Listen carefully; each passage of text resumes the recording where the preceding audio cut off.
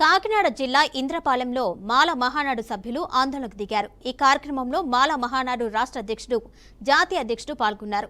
అంబేద్కర్ విగ్రహానికి పూలమాల వేసి నివాళులర్పించారు. అనంతరం ర్యాలీ చేపట్టారు. ఎస్సీ వర్గీకరణపై కేంద్ర ప్రభుత్వం వైఖరి మార్చుకోవాలని వారు డిమాండ్ చేశారు.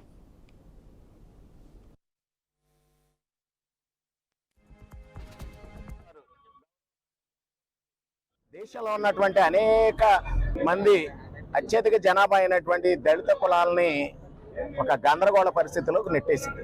వర్గీకరణ అన్ని రాష్ట్రాలు చేసుకోవచ్చు అనేటటువంటి ఒక తీర్పు ఇచ్చారు. ఈవి చిన్నయ్య కేసులో ఆవేళ ఉన్నటువంటి సుప్రీంకోర్టు వర్గీకరణ చేయాలంటే పార్లమెంట్ మాత్రమే చేయగలదు అనేటటువంటి ఒక తీర్పు ఇస్తే, ఆ తీర్పు ప్రకారం అప్పుడున్నటువంటి సుప్రీంకోర్టు తర్వాత దాన్ని రివ్యూ పిటిషన్స్ వేసిన తర్వాత మా సోదరులు ఆ రివ్యూ పిటిషన్స్ లో కేంద్ర ప్రభుత్వం ఒక నివేదిక ఇచ్చింది, ఒక అఫిడవిట్ ఫైల్ చేసింది కోర్టులో.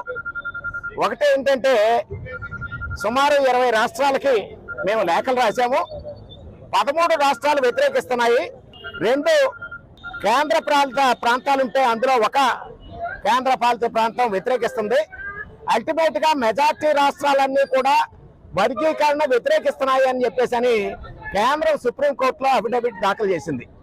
ఈవేళ తీర్పును మనం పరిశీలన చేస్తే కేంద్ర ప్రభుత్వం అఫిడవిట్ రూపంలో వేసినటువంటి ఈరోజు కాకినాడ జిల్లా కాకినాడ పట్టణం కలెక్టరేట్ ఎదురుగా సుప్రీంకోర్టు ఇచ్చినటువంటి ఎస్సీ వర్గీకరణ మీద నిరసిస్తూ ఇక్కడ ధర్నా కార్యక్రమం చేపట్టడం జరిగింది.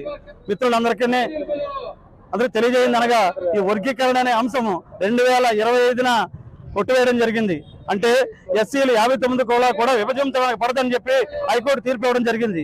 అలనాడు పివి రావణ గారు సారథ్యంలోని మేము తోడుగా ఉండి నడిపించినటువంటి కార్యక్రమంలోని వర్గీకరణ చెల్లుబాటు కాదని తీసుకురావడం జరిగింది.